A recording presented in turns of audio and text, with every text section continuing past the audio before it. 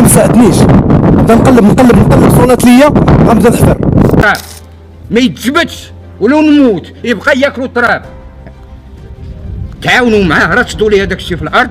هو اش دار؟ رسومه الوثائق اللي كتبوا الطلبه باش تجبد هذاك الشيء تحت الارض، هو حراقهم.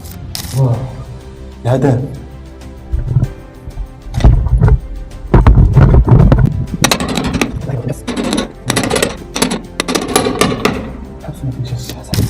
صار كيبان هادشي بحال الذهب، بحال اللي مصبوغ بالذهب.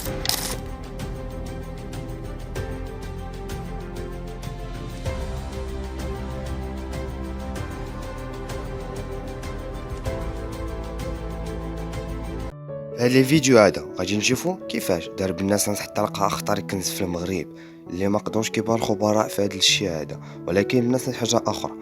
وكيفاش واش هادشي هذا بصح حقيقي ولا شنو؟ الا بغيتي تفهم وتعرف كمل الفيديو حتى الاخير. طبيعه الحال ما تنساش لايك، ابوني، شي كومونتير زوين بحالك. واللي بغى يبدا في صناعه المحتوى وما عرفش كيفاش يتواصل معايا في هذا النيميرو ديالي فيها واتساب، ماشي مشكل، مرحبا بكم. داكشي بالمجان وكاملين نوصلوا ان شاء الله. هذا بلا ما نطول عليكم دابا بزاف، ليتس جو نبداو.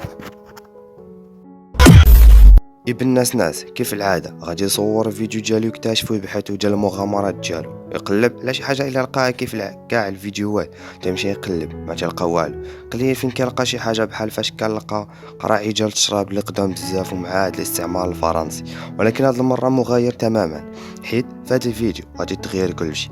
دابا اجي نبداو من الاول ديال لا فيديو. بالناس نمشي ندخل له واحد القصر اللي قديم بزاف ديال الجنرال البوحالي في اقليم بني ملال. عز الالات ديالو كتبحث وتكتشف بها المعادن. باش كيبحث بقى يقلب لمده طويله حتى وصل لواحد المكان فواحد الحيط اللي على ما كيبان بحال في شي غرفه. قلب تما وبدا الالات تعطيه الاشارات بلا راه كاينه شي حاجه تما ماشي بحال الاخرين. تما فين جبد الماسيطه والسيزو بدا كيحفر لمده طويله. حيت الحيط كان صعيب وقاس اللي وصل الغرق ديالو لداك الجدار تقريبا المترو، ايه الواحد متر. وهادشي هذا اللي كيبين بلا داك الحيط ولا داك المكان ماشي طبيعي. بعد مدة اخرى غادي يجبد واحد القلة اللي كانت عامرة.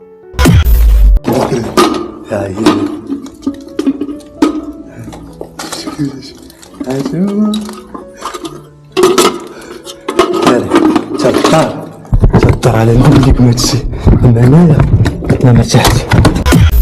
بعد ما خاف من الناس ديال ديك البلاصه ما قدرش يقلب تما. داكشي علاش مشى حتى للمنزل ديالو، عاد قلب هذاك الشيء اللي غادي يلقى فيه شي جوج لوحات قدام اللي مرسومين في واحد الورق اللي قديم بزاف ومرسومين بالذهب وكيبانوا بلا معاه الفراعين. شوف شوف شوف شوف باش مكتوبه بحال الورق ديال النخال بحال.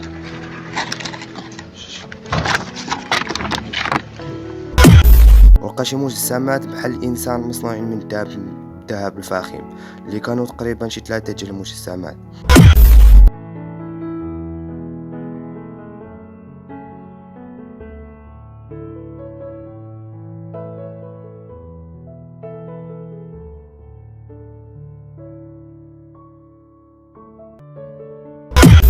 ودابا غادي نقول لكم بلا لقى افخم حاجه دي تما اللي هي الزئبق الاحمر اللي الثمن ديالو كيوصل لملايير الدولارات، لانه كيتستعمل في شي حاجه اللي خطيره بحال الشعوذه وحمايه الكنوز وصناعه افخم قنبله نوويه.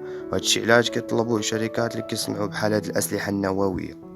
وبعد بالناس نسمع حتى الفيديو خرج في ستوريات بلا انه كاين في دوله الامارات وكيبان بلا مهلي في راسو ديال بصح. هذاك الشيء اللي بين لينا بلا راه باع داكشي. ولكن السؤال مطروح، واش الدوله ما غادي تقول ليه والو زعما حيت لقى الكنز بالدوله ديالها، ولا حتى تفاهم وتتفق معاهم عاد بين هذاك الشيء اللي عنده ولا ما غاديش باقي نشوفوه في المغرب.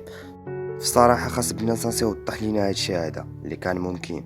المهم الله يسهل عليه وكما قال في ستوريات بلا عمرو غادي يتبدل وغادي يبقى على الحال ديالو. ودابا وصلنا للسؤال ديال الحلقه اللي كلشي تيقلب وكيبحث وتيقول شنو هو هادشي هذا. انا نعطيكم الراي ديالي. انا كنثق في الناس تنقول بلاتي تجي كونسيبت ومحتوى اللي حقيقي، ولكن الله اعلم.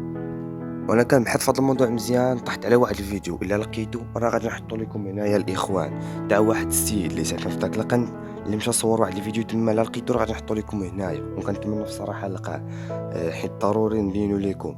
كيبين بلا كاين حيط، داك الحيط كاين موراه شي بلاصه خاويه وما فيهاش جليج، وداك الجليج اللي كاين في داك البلاصه فين كان تيحفر بالناس كانت داك الجليج اللي جديد ما قديمش بزاف، غادي يكون كاع في الربعينات ولا في الخمسينات، يعني غادي يكون في 1950 كاع، وما يمكنش شي كنز يتخبى تما، والله اعلم الاخوان. ومورا داك الحيط كاينه واحد البلاصه اللي خاويه، وداك البلاصه هي تراب وما فيهاش الحيط، داك الحيط اللي مورا داك الجليج هي تراب وما فيهاش الحيط وساهل يتحفر، زعما يقدر يكون بالناس خشى القلاع من تما وكيمثل علينا داكشي، الله اعلم.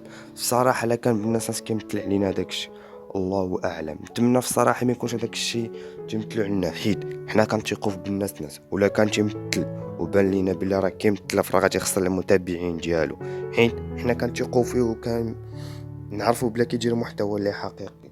المهم دابا غادي نكون وصلنا للنهايه تاع الفيديو، نتمنى نكون شرحت لكم داكشي باختصار مفيد. ما تنساش بطبيعه الحال ابوني ولايك وخلينا الراي ديالك في كومونتير، ولا خاصة شي حاجه في بدايه صناعه المحتوى بابسط الحوايج مرحبا في النيميرو ديالي في واتساب.